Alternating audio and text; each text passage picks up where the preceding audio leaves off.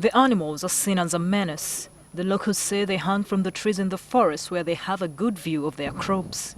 Baboons, they are disturbing us, they are disturbing our crops, they are eating our hens.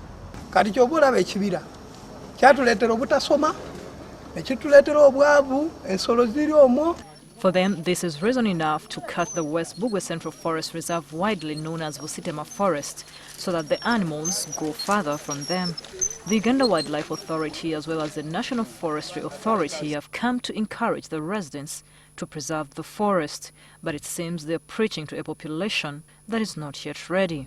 Our appeal to them is that let them refrain from depleting the forest. Tomorrow it will not be there. We want forest, but because of baboons, we hate forest.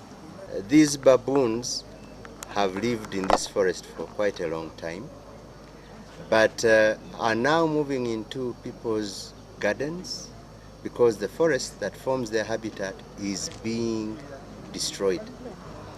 And in moving away from the forest, the communities and these baboons are experiencing a lot of conflict. James Lutalo, the Commissioner of Wildlife Conservation from the Ministry of Tourism, Wildlife and Antiquities, says this conflict can only be solved if the people start respecting the animals' habitats. The people can create enterprises that would benefit from sustainable tourism and benefiting from the baboons as a tourism resource.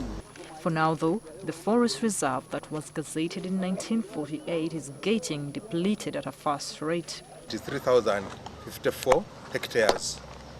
It is facing a lot of destruction due to high demand for firewood and also tree cutting for poles by the local communities around. And so far, about more than 50% has been destroyed, and just remaining some kind of like a curtain around the road. The NFA with the Wildlife Authority have continued to educate the residents about conservation, showing them how to plant trees and explaining the benefits that come from having an intact forest.